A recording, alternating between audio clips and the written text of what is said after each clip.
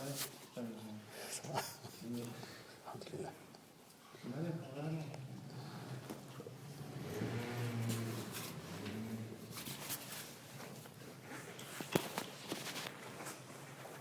لله رب العالمين وصلى الله وسلم وبارك على نبينا محمد وعلى آله وأصحابه أجمعين أما بعد.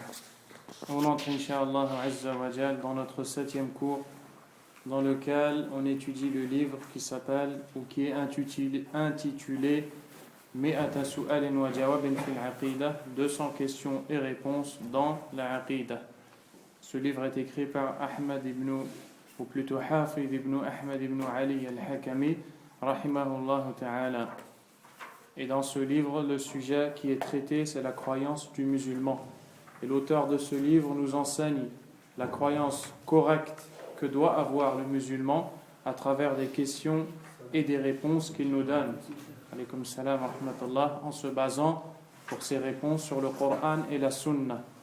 Car le domaine de la croyance, comme tous les autres domaines en relation avec la religion, ne peuvent être pris que dans le Coran et dans la Sunna, qui sont les deux sources de révélation auxquelles croit le musulman et le croyant. Et la semaine passée, on a abordé le sujet de la foi et on a lu certaines questions dans lesquelles l'auteur du livre nous définit la foi et nous montre que la foi se trouve dans 3 endroits qui sont le cœur, la langue et les membres. Alaykoum salam. C'est-à-dire que la foi n'est pas une chose qui se trouve que dans le cœur, mais la foi se trouve dans le cœur, de même dans la langue et aussi dans les membres. Donc c'est un ensemble de convictions, de paroles qui sont prononcées et d'actes qui sont pratiqués par les actes. Cette foi augmente et elle diminue. Elle augmente lorsque le serviteur d'Allah Azza wa Jal multiplie les actes par lesquels se rapproche d'Allah. Elle augmente quand il obéit à Allah Azza wa Jal, et elle diminue lorsque le serviteur d'Allah commet un péché par lequel il désobéit à Allah et qui va causer la diminution de sa foi. Également, les gens de la foi, les gens qui ont la foi, sont différents dans celle-ci. Certains ont une foi plus forte que d'autres, d'autres ont une foi plus faible que d'autres. Et ça, c'est la réponse à la 36e question qui était Ma huwa al-iman? Qu'est-ce que la foi? La réponse a été donnée et nous venons de la détailler. Après que l'auteur du livre a défini la foi et après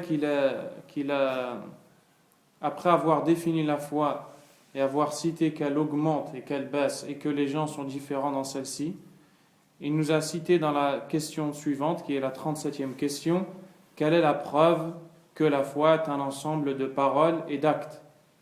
Ensuite, il a répondu en disant qu'Allah Azza wa Jal nous montre dans le Coran qu'il est celui qui nous a fait aimer la foi et qui l'a embellie dans nos cœurs. Donc c'est une première preuve nous montrant que un des endroits où se trouve la foi est le cœur. Ensuite, la parole d'Allah Azza wa Jal dans laquelle Allah nous dit فَآمِنُوا بِاللَّهِ وَرَسُولِهِ. Ayez donc la foi en Allah et en son messager. Et cette parole ou cet ordre qu'Allah nous donne d'avoir la foi, la conviction en Allah et en son messager, est la traduction de la parole Ashhadu an la ilaha illallah wa ashhadu anna Muhammadan Rasulullah, qui est l'attestation de foi sans laquelle personne ne peut être croyant et sans laquelle personne ne peut avoir la foi. Également, il a pris pour preuve la parole d'Allah lorsque les musulmans priaient en premier vers la direction de la Palestine, vers le Bayt al-Maqdis, et que Allah Azza wa Jal leur a ordonné de se tourner vers la Qibla qui est la Kaaba pour y prier constamment les 5 prières. Ils ont eu peur que leur prière qui avait été priée en direction de la Palestine ne soit pas acceptée par Allah Azza wa Jal. Allah leur a dit وَمَا كَانَ اللَّهُ لِيُضِيعَ إِيمَانَكُمْ. Et Allah ne laissera pas gâcher votre foi. Et la foi qui est citée ici, qu'est-ce que c'est? C'est les prières qui étaient accomplies en direction de la Palestine. Donc Allah Azza wa Jal leur a dit, ne vous inquiétez pas, vos prières que vous avez accomplies en direction de Bayt al-Maqdis ne seront pas gâchées et ne seront pas oubliées par Allah. Au contraire, vous en recevrez la récompense.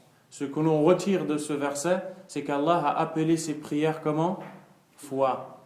Donc on comprend que la foi n'est pas seulement une chose dans le cœur, mais elle est aussi des actes. Aussi la parole du prophète alayhi salatu wassalam, lorsque un compagnon lui a dit, ô messager d'Allah, il lui a demandé de lui dire quel est l'acte le meilleur chez Allah, quel est l'action la meilleure chez Allah, et le prophète a répondu alayhi salatu wassalam, imanun billahi wa rasoulih, d'avoir la foi en Allah et en son messager. Donc il a répondu à la question dans laquelle l'homme lui a dit, donne-moi le meilleur acte, un acte, et lui a répondu la foi en Allah et en son messager. Ce qui veut dire que la foi en Allah et en son messager se traduit par des actes. Ensuite, dans la question numéro 38, il nous a énoncé ou nous a mentionné beaucoup de preuves tirées du Coran, donc plusieurs versets dans lesquels Allah nous montre que la foi augmente. Car la question était, quelle est la preuve que la foi augmente et diminue? Et il nous a répondu en nous citant un certain nombre de versets dans lesquels à chaque fois Allah fait référence au fait que la foi monte. Et en aucun cas il ne parle du fait que la foi diminue. Pourtant, le cheikh qui est l'auteur de ce livre répond à la question qui est, quelle est la preuve que la foi monte et diminue, en ne citant que des versets dans lesquels Allah nous dit que la foi monte. Comment répondre à ça? En sachant que le cheikh ici a bien répondu à la question. Si elle a monté, c'est qu'à la base, elle était basse. Exactement. Si elle a monté, c'est qu'à la base, elle était à un niveau inférieur à celle dans lequel elle est arrivée. Et aussi, puisqu'elle monte, tout ce qui monte descend. Ça monte et ça descend. Et ensuite, il a pris aussi pour preuve le hadith dans lequel le compagnon qui est appelé Hanzala s'est senti hypocrite. Car lorsqu'il était avec le prophète, alayhi salatu wassalam, il disait, lorsque je suis avec le prophète alayhi salatu wassalam, et qu'il nous parle du paradis et de l'enfer, j'ai l'impression qu'ils sont devant mes yeux. Et lorsque je rejoins ma famille, que je me retrouve tout seul, ça diminue, cette conviction, la conviction ne diminue pas, mais ce qui diminue, c'est qu'il n'a plus l'impression que c'est devant lui. Il n'a plus l'impression que c'est devant lui. Le prophète alayhi salam a dit à l'ensemble des compagnons, si vous étiez dans la même situation dans laquelle vous êtes lorsque vous êtes avec moi, les anges descendraient vous serrer les mains sur terre. Ce qui montre que lorsqu'ils sont avec le prophète alayhi salam, leur foi est plus haute que lorsqu'ils ne le sont pas. Et enfin, la 39e question. Et avant d'entrer dans la 39e question, un hadith m'est venu en tête. Ce hadith, il est rapporté par l'imam Muslim selon Abu Huraira, dans lequel le prophète alayhi salatu wassalam dit Al-mu'minu al-qawi khayrun wa ahabbu ila Allah min al-mu'min al-dha'if wa fi kullin khayr. Le croyant fort est meilleur et plus aimé d'Allah que le croyant faible. Et ce hadith, il est clair pour nous dire que la foi, elle monte et elle descend. Il est clair pour nous dire que certains ont la foi forte, d'autres ont la foi faible. 39e question, السؤال التاسع والثلاثون ما الدليل على تفاضل أهل الإيمان فيه. 39e question, quelle est la preuve que les gens de la foi se surpassent ou aussi sont différents dans leur foi? Quelle est la preuve que certains ont une foi plus grande que d'autres? Pourquoi cette question-là? Parce que pour vous, ça vous paraît évident. Il est évident que les gens sont différents dans la foi et que certains ont une foi plus forte que d'autres. Mais cette question a été énoncée par les savants de l'islam quand ils ont montré aux gens la bonne croyance à avoir en réponse à une partie de gens qui ont dit que la foi n'augmente pas et ne diminue pas. Et certains ont dit que la foi n'augmente pas et ne diminue pas chez quiconque parmi les musulmans. Et ils ont dit que la foi de l'ensemble des musulmans, qu'il soit un savant ou quelqu'un de pervers, est égale à la foi de Jibril. Pourquoi? Parce que pour eux, la foi est le simple fait de croire en l'existence d'Allah Azza wa Jal, et le simple fait d'avoir la croyance en Allah subhanahu wa ta'ala et de dire que son message est vrai, cela suffit pour dire que les gens ont la foi, et c'est ça la foi chez eux. Donc elle est constante. Voilà. Pour ces gens-là, la foi est constante. Lorsque ces gens-là ont commencé à parler sans science dans la foi, les savants de l'islam ont écrit des livres dans lesquels ils ont détaillé la foi et dans lesquels ils ont montré avec les preuves qui sont prises dans le Coran et dans la Sunna que la foi augmente et qu'elle diminue et que les gens sont différents dans la foi. Et les livres qui ont été écrits dans la croyance, dans la aqidah, dans le dogme, ont été faits à chaque fois avec ces causes-là. Car avant, les sahaba radiyallahu anhum et les tabi'un qui ont vécu avec les sahaba et les atba' tabi'in qui ont vécu avec la deuxième génération, ces trois premières générations desquelles le prophète alayhi salam a fait les éloges en disant khayrun nasi qarni thumma alladhina yalunahum thumma alladhina yalunahum, les meilleurs gens sont ma génération, puis la génération suivante, puis la génération suivante. Ces gens-là comprenaient le Coran et la Sunna à la même manière que les Sahaba radiyallahu anhum dans le domaine de la croyance. Mais quand les livres de philosophie grecque ont été traduits dans la langue arabe et que les gens se sont détournés du Coran et de la Sunna pour aller lire les livres dans lesquels il y a des pensées contraires à la volonté d'Allah subhanahu wa ta'ala et à celle de son prophète sallallahu alayhi wa sallam, les gens ont commencé à s'égarer. Et plus les gens s'égaraient, plus les gens inventaient des choses dans la religion qui n'en font pas partie, notamment dans le domaine de la croyance. Et plus ces gens ont inventé des choses dans le domaine de la croyance, plus les savants de la sunna et de la croyance correcte ont écrit des livres, ont donné des cours et ont enseigné aux gens la croyance correcte à avoir. C'est la raison pour laquelle on a des questions dans les livres de croyance telles que celle-ci. C'est clair, Inch'Allah? Donc la réponse à cette question qui est quelle est la preuve que les gens se surpassent dans la foi? Al-jawab, qala Allah ta'ala was-sabiqun as-sabiqun ulaika al-muqarrabun ila qawlihi wa ashabul yamin ma ashabul yamin. Donc dans la réponse, il nous cite premièrement un verset. Et à chaque fois, vous remarquez une chose, c'est que lorsqu'il pose une question, il dit Al-jawab qala ta'ala. La réponse, Allah élevé soit-il, a dit. Et ce n'est pas pour rien qu'il fait ça. Premièrement, parce que le musulman puise les réponses aux questions religieuses dans le livre d'Allah. Car la religion tout entière vient du livre d'Allah, subhanahu wa ta'ala. Et également de la sunna du prophète sallallahu alayhi wa sallam, car il est celui qui nous a enseigné le livre d'Allah. Et Allah a dit au sujet du prophète alayhi wa sallam huwa alladhi ba'atha fil ummiyyin rasulan minhum yatlu alayhim ayatihi wa yuzakkihim wa yu'allimuhum al-kitaba wal hikma wa in kanu min qablu la fi dhalalin mubin.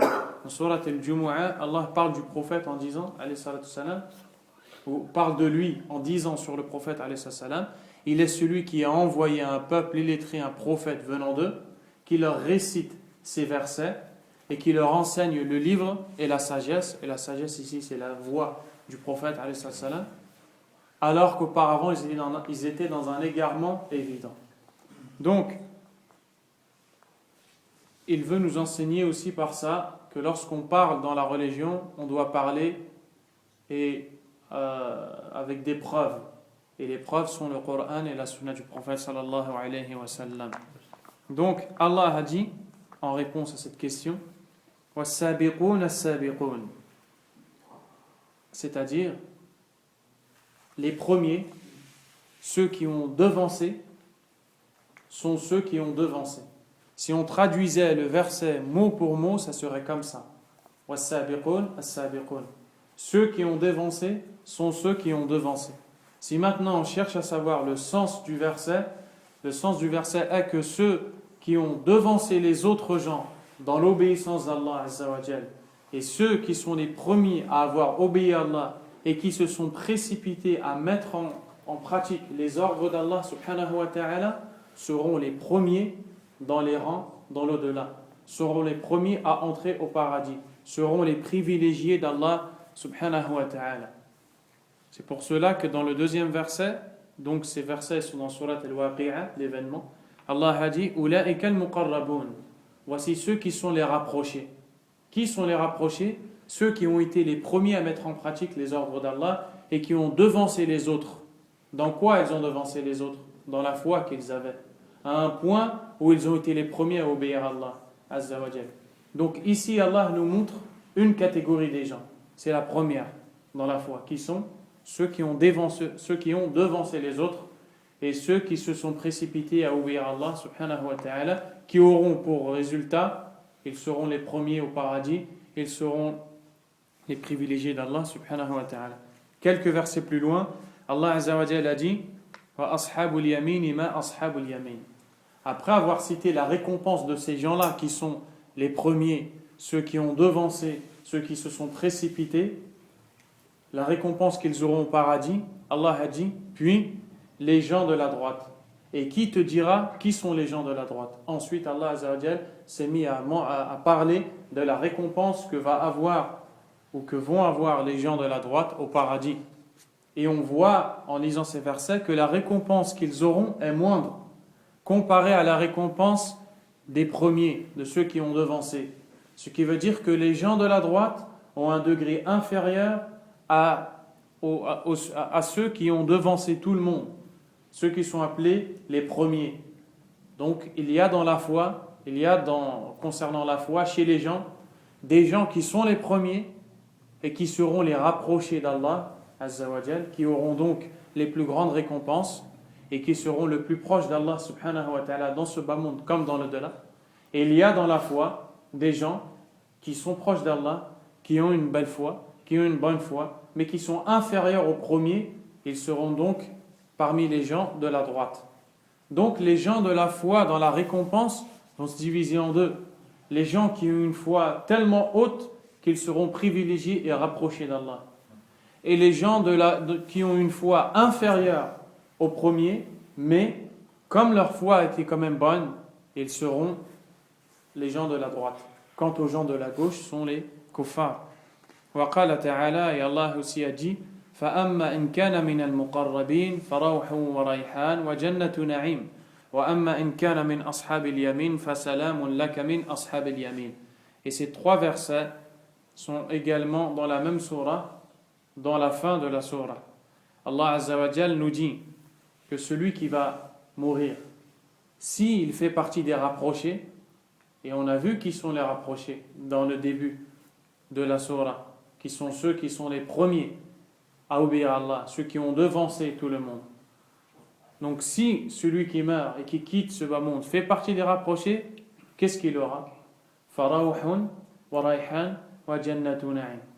Il aura du repos au paradis, il aura un endroit pour se reposer et il aura des grâces d'Allah Azza wa Jal et les jardins du délice comme Allah Azza wa Jal l'a mentionné ici. Et lorsqu'on dit le repos, est-ce que vous comprenez de ça que les gens du paradis seront fatigués? Est-ce que les gens du paradis seront fatigués? Tu es sûr? Tu es sûr ou pas? Oui. Les gens au paradis ne sont jamais fatigués. Ils sont fatigués? À quel moment ils sont fatigués? Jamais. Au paradis, il n'y a plus de fatigue. Tout ce qui est négatif, tout ce qui est un manque, ça n'existe plus au paradis. Donc de quoi ils vont se reposer? Ils vont se reposer de la dunya. Ils vont se reposer de la patience qu'ils ont eue. Ils vont se reposer de leur motivation qu'ils avaient dans l'obéissance d'Allah Azza wa Jal. Et quand on dit repos ici, c'est-à-dire qu'ils vont goûter aux délices d'Allah Azza wa Jal. Ils vont goûter aux délices d'Allah subhanahu wa ta'ala, mais ils ne seront jamais fatigués au paradis. Et les siestes qu'ils auront au paradis, ce ne sont pas des siestes pour repos, ce seront que des siestes de délices. Quand il a envie de s'allonger, il s'allonge. Quand il a envie de manger, il mange. Ce n'est pas parce qu'il a faim. Quoi qu'il ait envie de faire, il ne le fait pas parce qu'il a un manque. il ne le fait que parce que c'est un délice.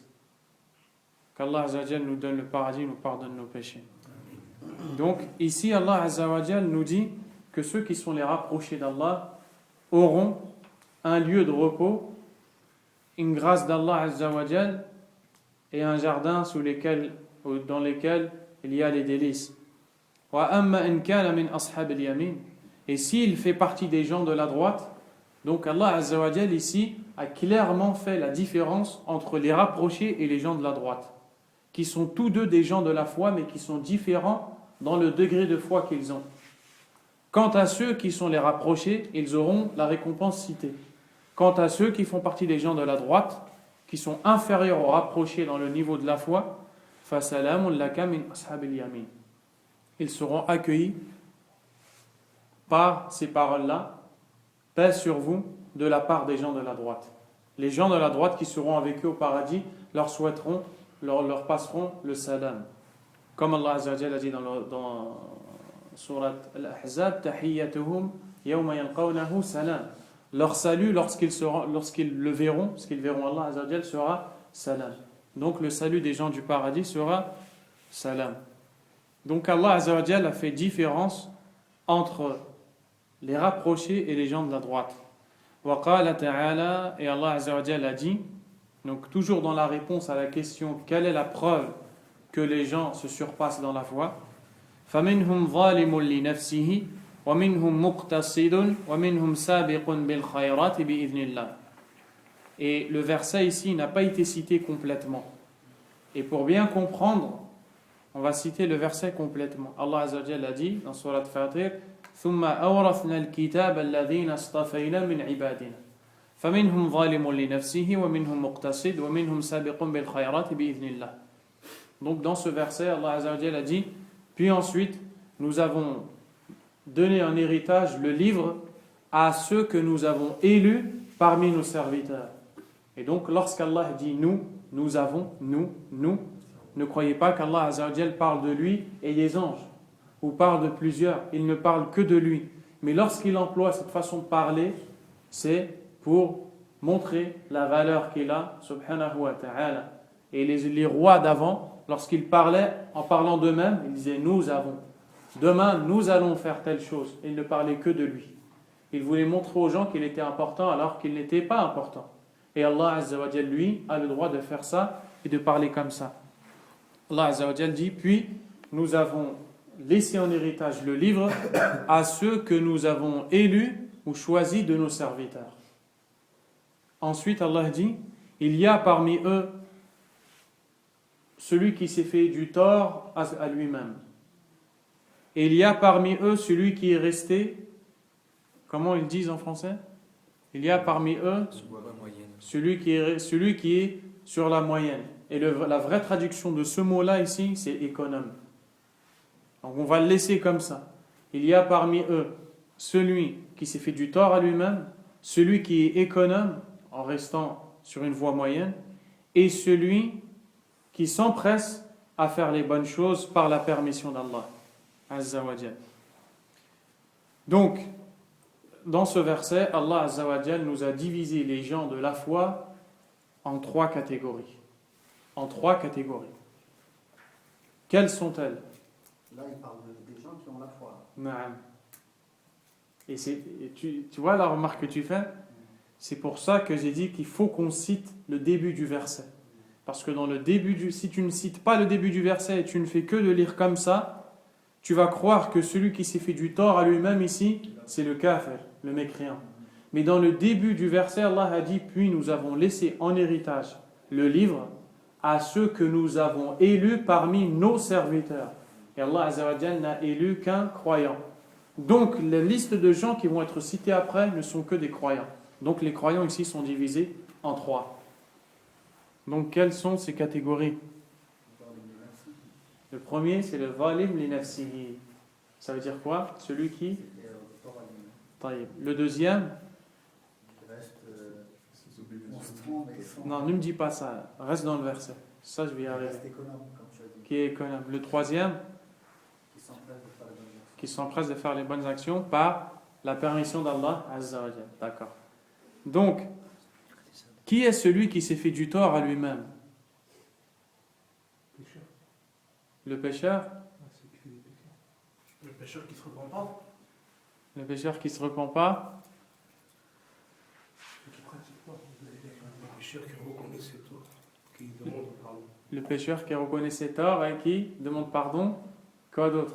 Celui qui pratique pas les obligations d'Allah. Celui qui pratique pas les obligations d'Allah. ne pratique pas, il exclut. Quoi d'autre? Celui qui a la foi mais qui a commis des péchés. Voilà.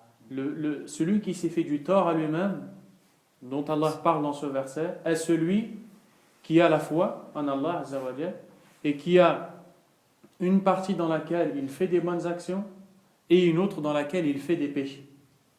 Donc, lorsqu'il fait les obligations, ou dans les obligations, il y a une partie des obligations qu'il met en pratique, d'autres qu'il délaisse. Et quant au péché, aux désobéissances, il y a une partie des péchés qu'il délaisse et d'autres qu'il commet. Donc, il s'est fait du tort à lui-même en ayant des manquements dans les obligations qu'il a délaissées et dans les péchés qu'il a commis. Mais il a quand même la foi dans les obligations qu'il a mis en pratique et les péchés qu'il a délaissés. Et c'est de cela qu'Allah Azza wa Jalla nous parle quand il dit « Wa akhara khalata amalan saliha wa akhara sayyi'a » Et parmi eux, il y en a d'autres qui ont mélangé des bonnes actions aux péchés. Et donc ceux qui font des bonnes actions et des péchés, et des bonnes actions et des péchés, et qui délaissent certaines obligations, qui en font d'autres, qui délaissent certains péchés, qui en commettent d'autres, ceux-là se sont fait du tort à eux-mêmes. Et ils sont donc la partie la plus basse dans la foi. La deuxième catégorie, et parmi eux des économes, ceux qui sont restés sur une voie moyenne. De qui Allah parle ici? Qui sont les économes dans la foi? Économes. Attends. Celui qui font les obligations sans forcément faire les actes surrogatoires. D'accord. C'est et tout. Ils ne font pas les péchés.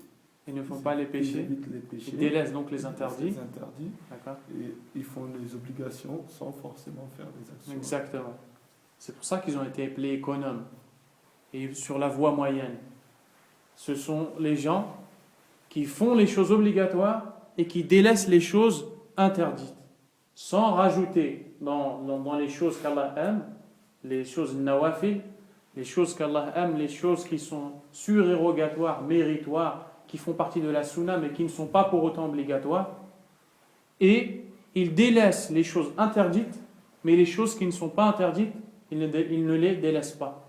Donc ils peuvent faire des choses qui sont détestables, makruh. Car le jugement de makruh dans l'islam, de ce qui est détestable, c'est que celui qui le fait, il n'a pas de péché, mais il est meilleur pour lui de le délaisser. Donc ces gens-là, ils sont économes. Ils font le strict minimum obligatoire. Et ils délaissent le strict minimum interdit. Et ils ne rajoutent rien. Donc ceux-là, ils sont la deuxième catégorie des gens de la foi. La troisième catégorie des gens de la foi, وَمِنْهُمْ سَابِقٌ بِالْخَيْرَاتِ بِإِذْنِ اللَّهِ. Et parmi eux, des gens qui s'empressent à faire le bien par la permission d'Allah. Qui sont les gens maintenant qui s'empressent à faire le bien? Si vous avez compris la première catégorie et la deuxième, qui sont ceux qui s'empressent à faire le bien? As-sabiqun, tayyib. Mais ils font quoi? Qu'est-ce qu'ils font ces gens-là? Ils ne font pas les péchés, ils font les obligations et ils font tout ce qui est surrogatoire et ils délaissent tout ce qui est détestable. Exactement. Eux, ils sont ceux qui se sont empressés dans l'obéissance d'Allah. D'accord? Et c'est eux qui vont faire partie des rapprochés. Ceux qui ont fait tout ce qu'Allah a rendu obligatoire et qui en même temps ont ajouté à cela tout ce qu'Allah aime. Deuxièmement, ils ont délaissé tout ce qu'Allah a interdit et tout ce qui est préférable de ne pas faire. Tout ce qui est détestable. Ils ne voient pas un chemin dans lequel il va aboutir à l'agrément d'Allah sans emprunter ce chemin. Ils ne voient pas une occasion d'entrer au paradis sans la saisir. Ils ne voient pas le moyen de gagner la récompense d'Allah Azza wa Jal sans le faire. celui-là, c'est celui qui est appelé وَمِنْهُمْ سَابِقٌ بِالْخَيْرَاتِ بِإِذْنِ اللَّهِ. Et il y a parmi eux d'autres qui s'empressent au bien par la permission d'Allah subhanahu wa ta'ala. Et ce verset est une base. Ce verset-là, dans Surat Fatir, est une base dans les preuves qui nous montrent que les gens sont dans la foi différents. Il y a 3 catégories. Il y a ceux qui se sont fait du tort à eux-mêmes en commettant des péchés et en même temps des bonnes actions. Ceux qui sont économes en ne faisant que ce qui est obligatoire et en délaissant que ce qui est interdit. Et ceux qui s'empressent vers le bien en faisant tout ce qui est obligatoire, délaissant tout ce qui est interdit, et en faisant tout ce qui est méritoire, surérogatoire, même si ce n'est pas obligatoire, et en délaissant tout ce qui est détestable. Et tout ce dont le délaissement est meilleur. Donc aussi on voit que celui qui se fait du tort à lui-même n'est pas forcément le kafir dans les textes du Coran. Car dans beaucoup de textes du Coran, de versets, lorsqu'on voit les injustes, c'est Allah nous parle Allah veut d'eux les kuffars. Mais ce n'est pas tout le temps la preuve ici. Ceux qui se sont fait du tort à eux-mêmes, ceux qui se sont fait de l'injustice à eux-mêmes, ici, ce sont les croyants qui ont eu la foi basse à un point où ils ont désobéi à Allah subhanahu wa ta'ala. Il reste une question à se poser ici. Puisque ceux qui s'empressent vers le bien sont les meilleurs chez Allah Azza wa Jalla, pourquoi Allah les a cités en dernier ici? Et puisque ceux qui se font du tort à eux-mêmes sont les moins bien dans la foi chez Allah, pourquoi Allah les a cités en premier dans le verset? Ils sont plus nombreux. Parce qu'ils sont plus nombreux.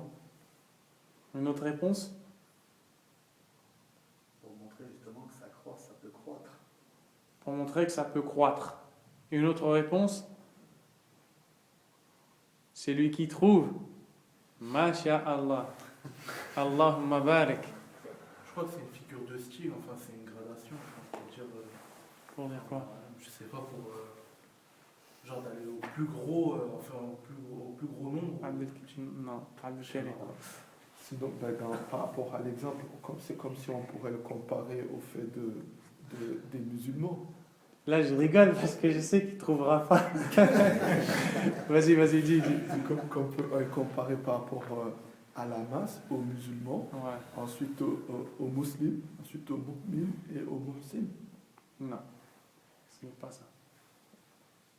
Ça montre la valeur de la bénédiction d'Allah. Ce n'est pas ça non plus. Ce n'est pas parce que ça montre la valeur de la bénédiction d'Allah Est-ce Azza que wa c'est Jalla. eux qui rentreront en premier en enfer? Parce que c'est eux qui entreront en premier en enfer. Pas du tout. Qu'Allah les a préservés. Ibrahim, t'as une idée ou pas? Qu'est-ce que vous faites? Vous écoutez la réponse? Hein? La réponse, elle a été donnée par Mohamed Al-Amin Al-Shanqiti rahimahullah ta'ala. Et ce savant mauritanien est un des plus grands savants. Il a un tafsir du Coran qui s'appelle Adwa al-Bayan.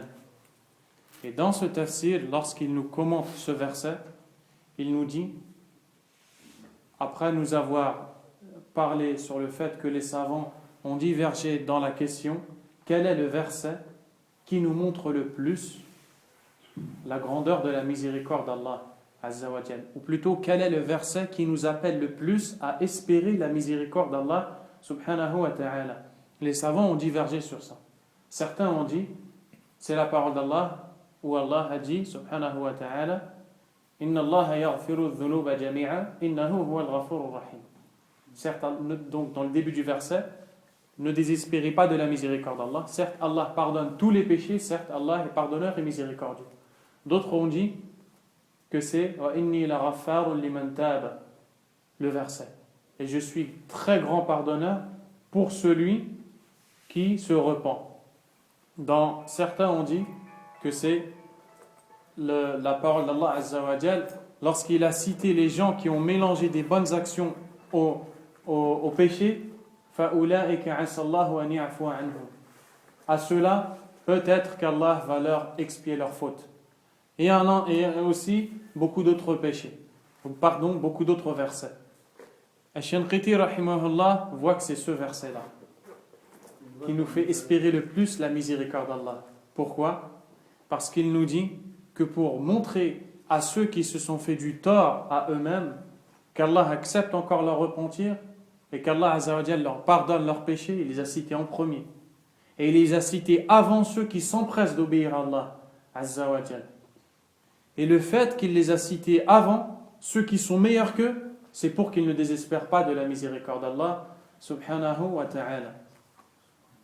Ensuite, lorsqu'Allah Azza wa Jalla, dans la fin du verset, il a cité ceux qui normalement devraient être avant, il a dit وَمِنْهُمْ سَابِقٌ بِالْخَيْرَاتِ بِإِذْنِ اللَّهِ. Il y a parmi eux des gens qui s'empressent à faire le bien par la permission d'Allah. Ne croyez pas que c'est par vous. Ne croyez pas que c'est par votre intelligence, par votre grâce, par votre connaissance ou par quoi que ce soit de tout ça. Ce n'est que par la grâce d'Allah. Donc ces gens-là qui se sont fait du tort à eux-mêmes, Allah Azza wa Jal accepte leur repentir s'ils se repentent. Et vous qui les avez devancés dans les actes, soyez modestes. Et ne croyez pas que vous êtes meilleurs, mais craignez Allah Azza wa Jal. Donc c'est pour ça que Allah Azza wa Jal ici a cité ceux qui se sont fait du tort en premier, à eux-mêmes en premier. Ensuite il dit wa fi hadith ash-shafa'a.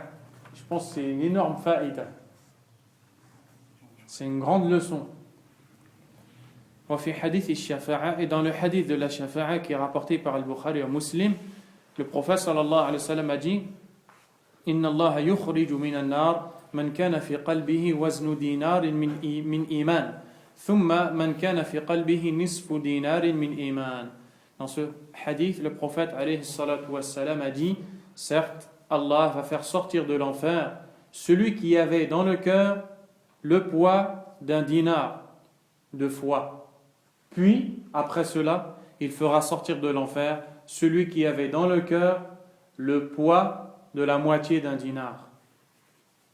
De la moitié d'un dinar. Donc ici, on voit bien qu'il y a des gens qui ont une foi basse, à un point où leur foi est semblable au poids d'un dinar, ou de la moitié d'un dinar. Et ce hadith a été cité en réponse à cette question pour nous montrer que les gens se surpassent dans la foi. Wa fi riwaya, et dans une autre version du hadith, lorsqu'on dit une autre version du hadith, c'est le même hadith qui a été rapporté par un autre compagnon. Le hadith, moi je vous parle ici.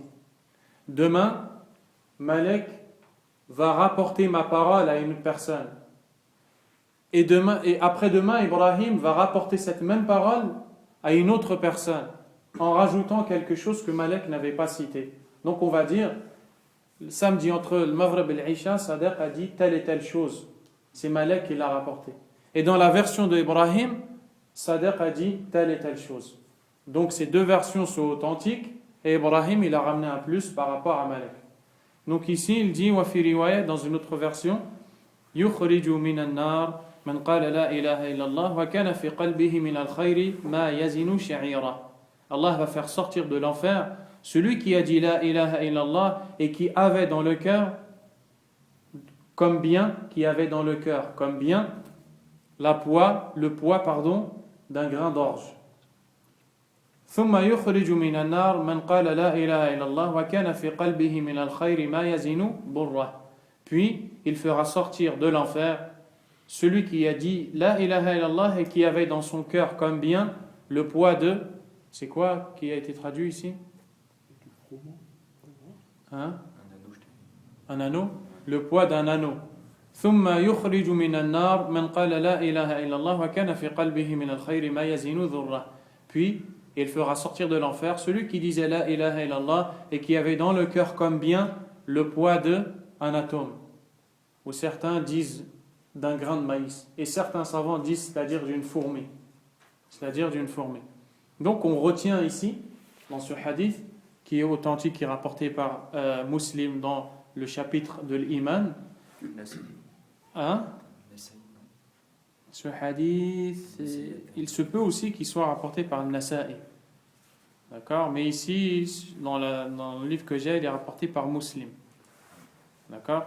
Donc, Allah Azza wa Jal va faire sortir des gens de l'enfer. Et ces gens de l'enfer, qui sont-ils?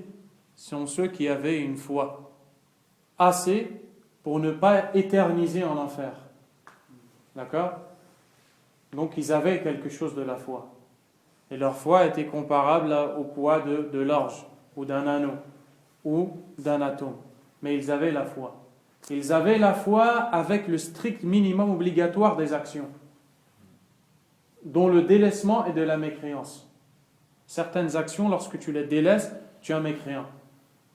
Ces gens-là qui vont sortir de l'enfer et qui ont le minimum de la foi, ils ont un minimum de la foi avec les actions dont le délaissement de la mécréance. C'est-à-dire ils ont fait le minimum obligatoire pour rester croyants. Mais comme ils avaient énormément de péchés desquels ils ne se sont pas repentis, ils vont entrer en enfer pour payer les péchés qu'ils ont faits. Et le temps ou la durée de leur séjour en enfer va varier en fonction des péchés qu'ils avaient commis. Plus les péchés seront grands, desquels ils ne se sont pas repentis, plus leur séjour en enfer va être long, qu'Allah Azza wa Jal fasse qu'on n'entre jamais en enfer. Donc à travers ces textes, on a vu que les gens de la foi se surpassent et sont différents.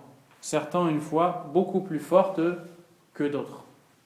Et plus la foi est forte, plus la personne est aimée d'Allah subhanahu wa ta'ala. As-su'al al-arba'un, la 40e question. Ma ad-dalilu ala anna al-iman yashmalu ad-din kullahu 'inda al-itlaq?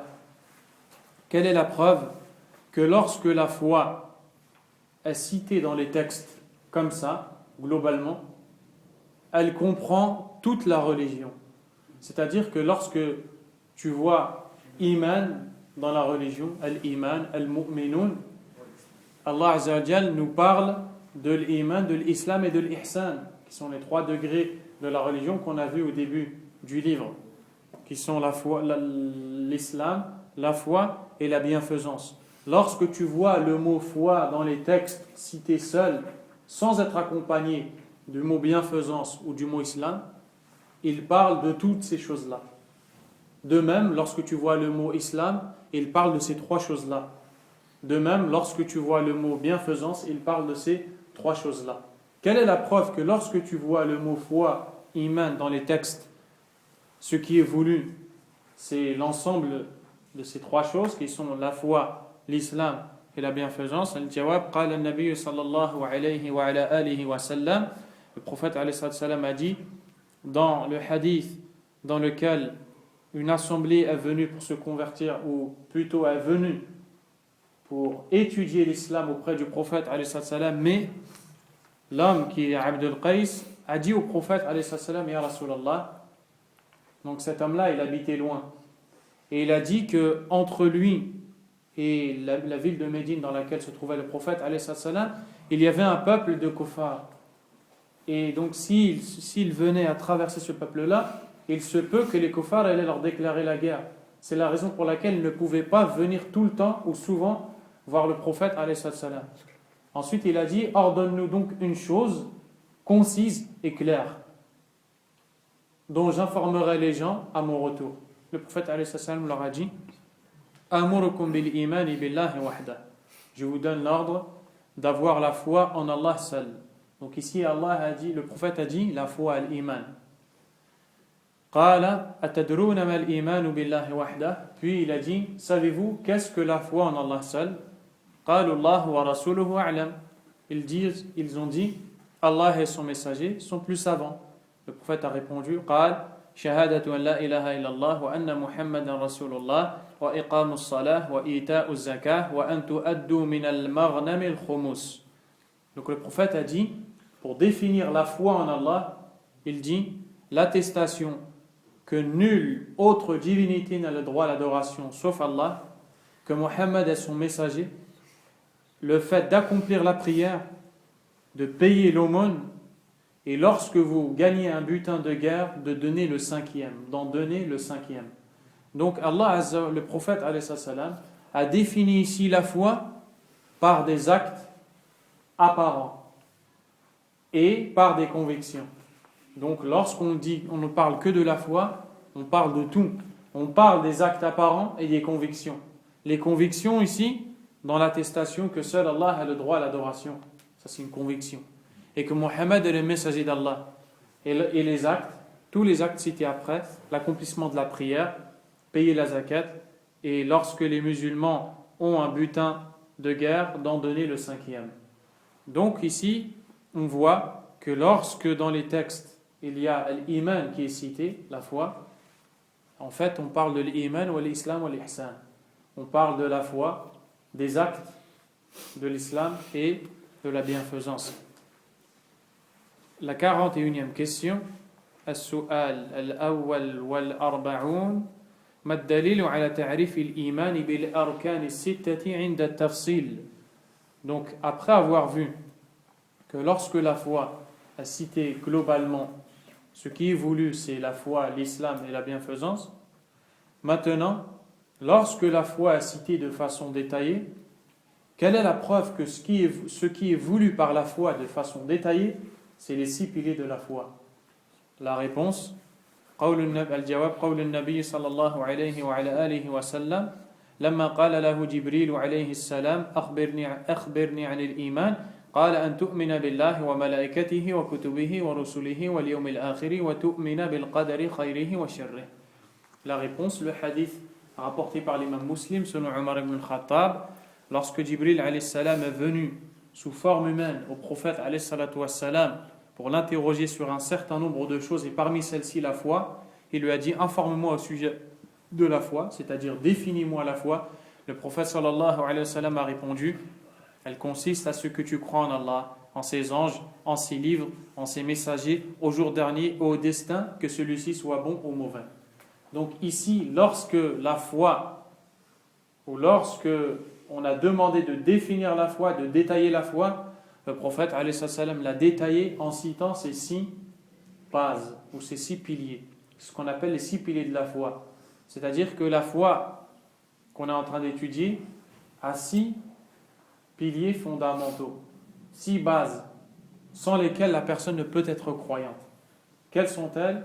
La croyance en ces 6 choses-là, citées ici. طيب. السؤال الثاني والأربعون 42e question ما دليلها من الكتاب جملة. Quelle est la preuve de ces 6 piliers globalement dans le livre d'Allah Azza wa Jal? Donc on voit dans la 41e question, il nous dit quelle est la preuve de ces 6 piliers, ou pardon, quelle est la preuve que lorsque l'on cite la foi en détail, on parle de ces 6 piliers? Ça, c'est la question. Comme réponse, il aurait pu nous donner ce hadith-là et nous mettre avec les versets qui nous sont cités ici, dans la 42e question. Parce que dans la 42e question, quelle est la preuve du Coran de ces 6 piliers? Pourquoi il a cité d'abord le hadith et après les versets dans une autre question? Alors qu'à la base, la première preuve, c'est le Coran et après la Sunna. Lui ici, il a cité pour première preuve la sunna, c'est-à-dire le hadith. Et ensuite, il va prendre les preuves du Coran. Pourquoi? Qui peut me répondre à cette question? Dans le hadith, Te connaissant, je sais que tu as donné la bonne réponse. Vas-y. Sur les 6 qui sont regroupés dans le hadith, donc dans le verset, il faut combiner plusieurs versets. Exactement. Qu'Allah te récompense. Parce que dans ce hadith ici, le prophète alayhi salatu wassalam a mentionné les 6 piliers de façon claire et les a tous assemblés. Alors que dans les versets qu'on va voir, il y a un verset dans lequel il y a 5 piliers et un autre dans lequel il n'y en a qu'un. Donc, comme le hadith est une preuve qui a rassemblé directement les 6 piliers, il l'a cité en avant. Même si à la base, c'est le Coran qu'on doit citer en premier. Mais si le hadith rassemble toutes les preuves, contrairement à des versets qu'il faut rassembler pour avoir toutes les preuves, pour avoir tout ce dont on parle, eh bien c'est le hadith qui va être cité en premier. C'est pour ça qu'ici il a fait cette chose-là. En sachant que le Coran et la Sunna vont ensemble et que les deux sont la révélation d'Allah subhanahu wa ta'ala.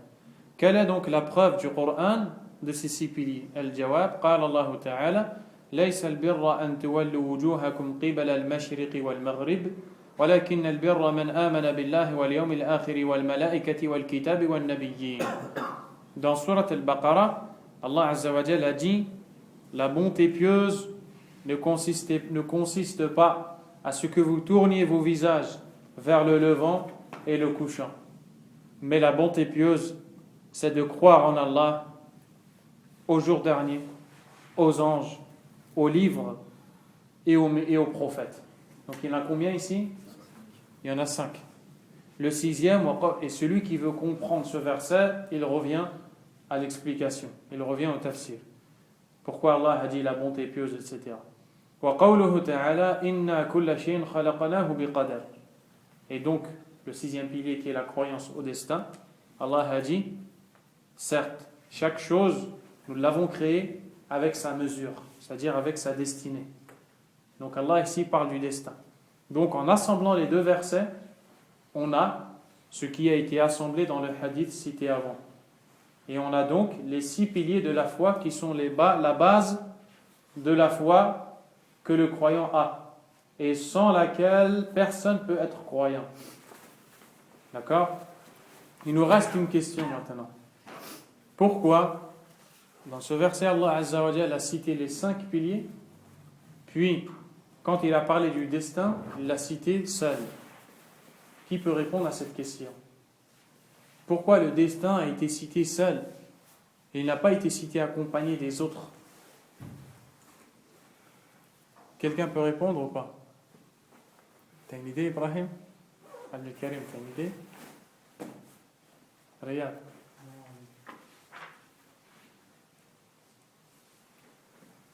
Pas d'idée?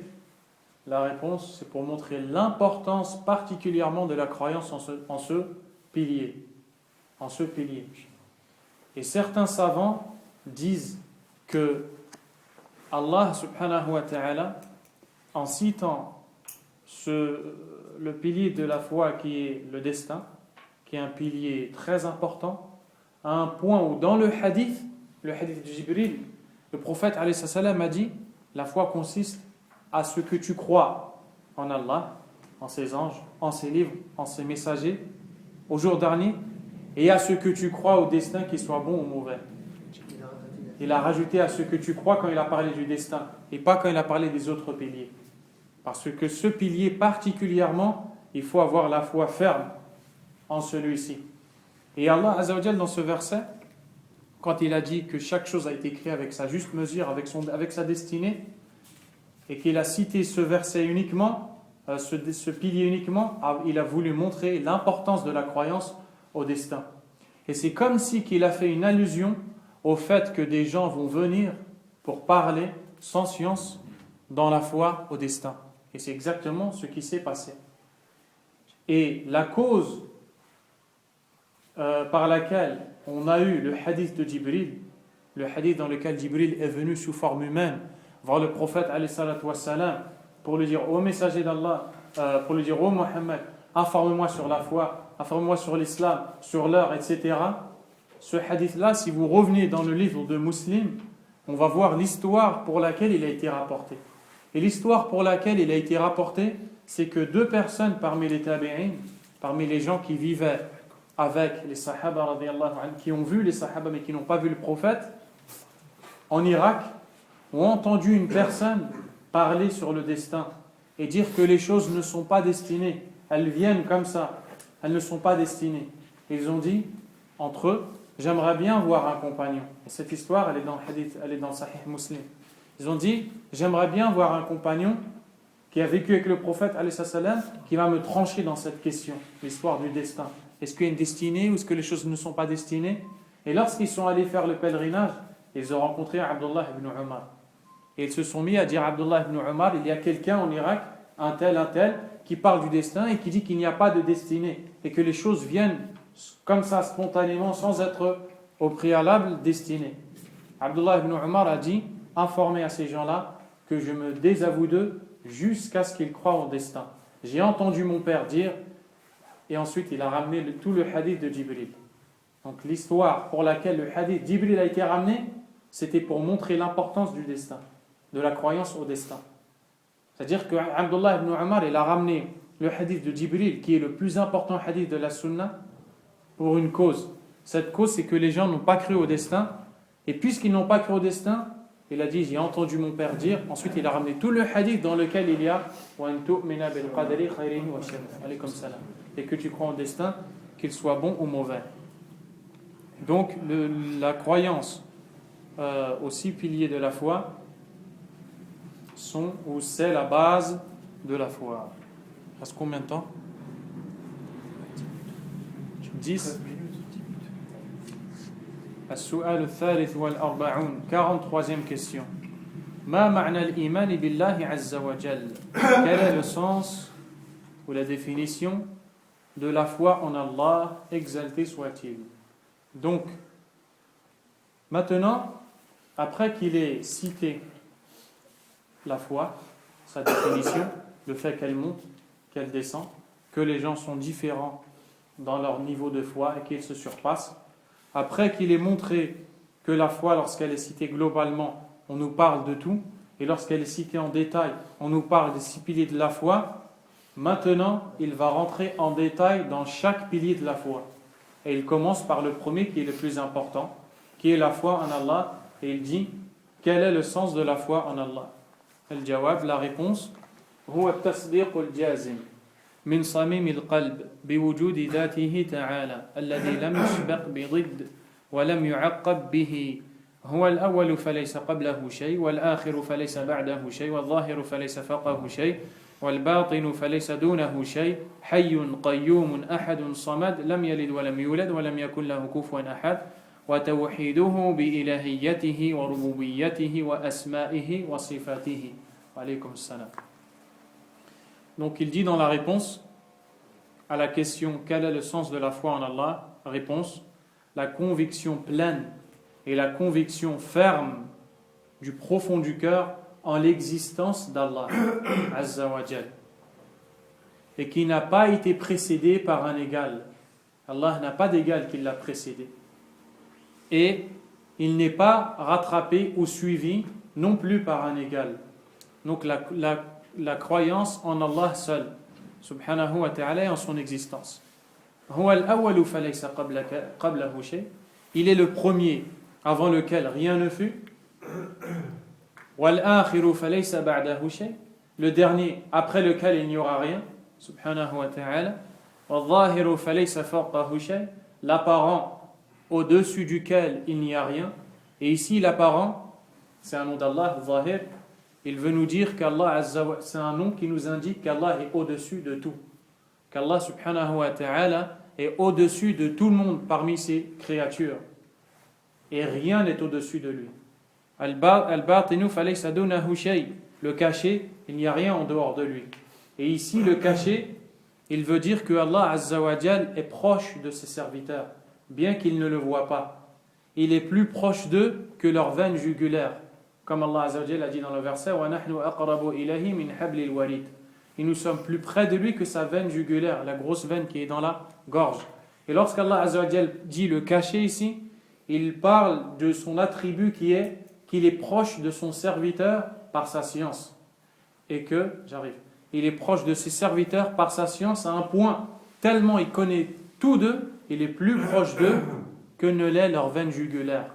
Quant à lui-même, il est au-dessus des 7 cieux. Il n'est pas partout. Il est au-dessus des 7 cieux, subhanahu wa ta'ala. Et ces 4 noms, vous les trouvez dans les débuts de Surat al-Hadid, le fer. Ensuite, Allah Azza wa Jal dit, l'auteur dit, Hayyun. Allah Azza wa Jal, parmi ses noms, Al-Hayy. Al-Hayy, c'est le vivant, dont la vie est parfaite. Dans cette vie, il n'a aucun manquement. Toi, tu es vivant, mais dans ta vie, tu es fatigué, tu es triste, tu as faim, tu veux te reposer, tu veux manger, tu as besoin.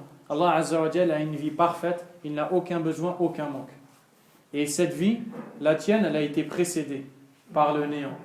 Comme ça là. Et elle sera rattrapée par l'anéantissement. Au début, tu n'existais pas, et plus tard, tu vas disparaître. Allah Azza wa Jal a une vie parfaite en elle-même, et cette vie n'a pas été précédée du néant et ne sera pas anéantie. Qayyum, parmi les noms d'Allah, Al-Qayyum. Al-Qayyum, c'est celui qui n'a besoin de personne ils ont tous besoin de lui. Pour subsister, ils ont tous besoin d'Allah Azza wa Jal. Allah, lui, subsiste en lui-même, il n'a besoin de personne. Subhanahu wa ta'ala. Ahadun, il est seul, unique. Unique dans ses noms, unique dans ses attributs, unique dans ses ordres, dans ses interdits, unique dans ses promesses, unique dans ce qui vient de lui, subhanahu wa ta'ala, et unique dans le fait qu'il est le seul à avoir le droit à l'adoration. Samadun. Samad a été traduit par transcendant. Mais le mot Samad, le nom Samad, le nom As-Samad, As-Samad, c'est celui vers lequel tout le monde revient lorsqu'il a un problème. Dès que quelqu'un a un problème, il revient vers le Samad. Le Samad, c'est Allah Azza wa Jal. De plein gré ou de mal gré. De bon gré ou de mal gré. Qu'il le veuille ou non. On revient tous vers Allah parce que parmi ses noms, As-Samad. Et les Arabes appelaient leur chef de tribu Samad. Pourquoi? Parce que quand il y avait un problème dans les tribus, ils allaient voir ce chef-là pour régler leurs problèmes. Lam yalid wa lam yulad. Il n'a pas enfanté, il ne l'a pas été. Wa lam yakul lahu kufuwan ahad. Et aucun ne lui a été égal. Donc, la première chose, quand on parle de la foi en Allah, c'est le fait de croire en l'existence d'Allah Azza wa Jal. Et que son existence n'a pas de début ni de fin. Et qu'elle est parfaite. Et que rien ne lui est égal.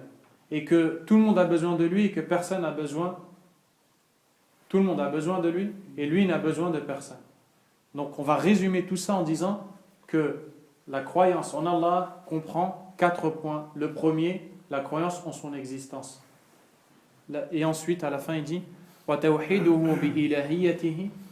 Et son unicité dans le culte, c'est le deuxième point. Troisièmement, وَرُبُوبِيَّتِهِ, dans la seigneurie. Quatrièmement, وَأَسْمَائِهِ وَصِفَاتِهِ, dans ses noms et dans ses attributs. Et c'est ce qu'on verra dans les cours prochains, Inch'Allah. Wallahu a'lam wa sallallahu wa sallam wa baraka ala nabiyyina Muhammadin wa ala alihi wa ashabihi ajma'in. Subhanakallahumma wa bihamdik. Ashhadu an la ilaha illa anta astaghfiruka wa atubu ilayk. Barakallahu fiik.